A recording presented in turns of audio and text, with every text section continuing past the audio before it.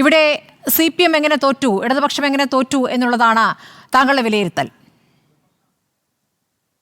നമ്മൾ അതിലേക്ക് കിടക്കുന്നതിന് മുമ്പ് CPM-ന്റെ അടിസ്ഥാനപരമായ ഒരു സ്ട്രാറ്റജിക് ഷിഫ്റ്റ് കഴിഞ്ഞ കുറെ കാലമായിട്ട് നടപ്പിലാക്കുന്നത് കൂടെ നമ്മൾ ശ്രദ്ധിക്കണം.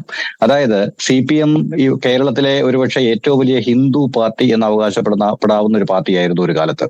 ഇപ്പോഴവര് ചെയ്തിരിക്കുന്ന ഒരു ഷിഫ്റ്റ് എന്ന് പറയുന്നത് സമാജ്വാദി പാർട്ടി എന്താണ് UP-യിൽ ചെയ്തത് അതിന്റെ അതേ മോഡൽ കേരളത്തിൽ ആവർത്തിക്കാനാണ് CPM ഇപ്പോൾ ശ്രമിച്ചുകൊണ്ടിരിക്കുന്നത്. നമ്മൾ കഴിഞ്ഞ ഈ രണ്ടാം പിണറായി സർക്കാരിന്റെ കാലത്തുള്ള നിയമസഭാ തെരഞ്ഞെടുപ്പ് മുതൽ പരിശോധിച്ചു കഴിഞ്ഞാൽ നമുക്കത് വളരെ വ്യക്തമായി കാണാൻ സാധിക്കും. അതായത് OBC പ്ലസ് മുസ്ലിം എന്ന് പറയുന്ന ഒരു കൺസോളിഡേഷനിലേക്കാണ് CPM-ന്റെ ഒരു സ്ട്രാറ്റജിക് ഷിഫ്റ്റ് ഇപ്പോൾ നീങ്ങുന്നത്. ഇതിനകത്ത് ഏറ്റവും പ്രധാനപ്പെട്ട കമ്പോണന്റുകളിലൊന്ന് BJP ആണ്. കാരണം CPM-ന് അവരുടെ ഇടതുപക്ഷ ആശയം അല്ലെങ്കിൽ കമ്മ്യൂണിസ്റ്റ് ആശയം പറഞ്ഞിട്ട് ഒരു മുസ്ലിം പിന്തുണ ഉണ്ടാക്കിയെടുക്കാൻ സാധിക്കില്ല. അവർക്ക് ആ പിന്തുണ ഉണ്ടാക്കിയെടുക്കാൻ സാധിക്കുന്നത് വളർന്നു വരുന്ന ഒരു BJP-യെ കാണിച്ച് അതിന്റെ ഭയത്തിൽ മാത്രമേ ഉണ്ടാക്കിയെടുക്കാൻ സാധിക്കുകയുള്ളൂ. അപ്പൊ അതിന്റെ ഫലമായിട്ടാണ് ഈ പറഞ്ഞതുപോലെ ഇപ്പൊ ഹസ്കർ അടക്കമുള്ള ഇവിടെ ഇരിക്കുന്ന ഇടതുപക്ഷ നേതാക്കന്മാർ അടിസ്ഥാനപരമായിട്ട് സന്തുഷ്ടരാണ് സുരേഷ് ഗോപി ജയിച്ചതിൽ. കാരണം ഈ വിജയം അടുത്ത നിയമസഭാ തെരഞ്ഞെടുപ്പിൽ വളരെയധികം CPM-നെ സഹായിക്കാൻ പോകുന്ന ഘടകങ്ങളിലൊന്നാണ്. കാരണം BJP-യുടെ ഭീഷണി ഇതാ തൊട്ടടുത്ത് വന്നിരിക്കുന്നു. 11 നിയമസഭാ മണ്ഡലങ്ങളിൽ അവർ 1-ാം സ്ഥാനത്തെത്തിയിരിക്കുന്നു. ഈ പറഞ്ഞ പോലെ ഒരു പാർലമെന്റ് സീറ്റ് അവർ പിടിച്ചെടുത്തിരിക്കുന്നു. ഒരു പാർലമെന്റ് സീറ്റിൽ 2-ാം സ്ഥാനത്തെത്തിയിരിക്കുന്നു. വേറൊന്നിൽ കഷ്ടിച്ച് 3-ാം സ്ഥാനം, വേറെ 2 സീറ്റുകളിൽ കഷ്ടിച്ച് 3-ാം സ്ഥാനത്ത് പോയിരിക്കുന്നു. അതുകൊണ്ട് ഈ ഭീഷണി വളരെ ഇമ്മിനന്റ് ആണ് എന്ന് പറഞ്ഞിട്ട് ഒരു സമുദായത്തെ മൊത്തം പിടിച്ചെടുക്കാനുള്ള ഒരു ശ്രമം, അതായത് OBC പ്ലസ് മുസ്ലിം എന്ന് പറയുന്ന ഇക്വേഷൻ ഫലപ്രദമായിട്ട് നടപ്പിലാക്കാനുള്ള ഒരു സ്ട്രാറ്റജിക് മൂവാണ് കഴിഞ്ഞ നിയമസഭാ തെരഞ്ഞെടുപ്പ് മുതൽ ഇങ്ങോട്ട്. കഴിഞ്ഞ നിയമസഭാ തെരഞ്ഞെടുപ്പിൽ ആക്ച്വലി പിണറായി വിജയനെ വീണ്ടും അധികാരത്തിലേറാൻ സഹായിച്ച വസ്തുത ഇത് തന്നെയാണ്.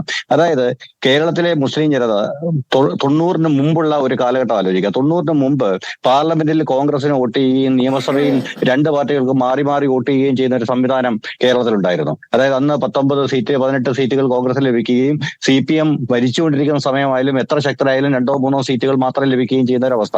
അന്ന് മതന്യൂനപക്ഷങ്ങൾ ഒറ്റക്കെട്ടായിട്ട് കോൺഗ്രസിന് പാർലമെന്റിലേക്ക് വോട്ട് ചെയ്യുന്ന ഒരു സിറ്റുവേഷൻ ഉണ്ടായിരുന്നു. അതിന്റെ തുടർച്ചയാണ് ഇപ്പോൾ സംഭവിക്കുന്നത്. ഇപ്പോൾ നമ്മൾ നോക്കുകയാണെങ്കിൽ ഈ പറഞ്ഞ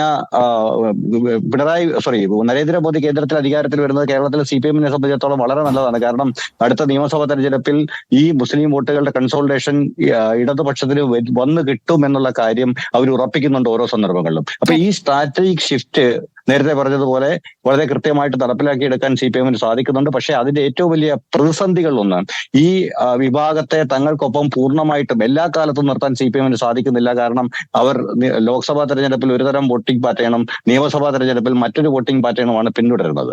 അപ്പൊ അത് ഒന്നിച്ച് നിർത്താൻ സാധിക്കാത്തതാണ് ഇത്തവണത്തെ ഈ വൻ പരാജയത്തിന്റെ ഏറ്റവും പ്രധാനപ്പെട്ട കാരണങ്ങളിലൊന്ന്. പ്രചാരണത്തിനപ്പുറം വിരോധം വലിയ ശക്തമായി ഉന്നയിക്കുന്ന വിരോധമായിരുന്നു മുന്നിട്ട് നിന്നിരുന്നത്. ആ വിരോധമാണ് തിരിച്ചടിയായിട്ടുള്ളത് എന്ന വിലയിരുത്തലുമുണ്ട്.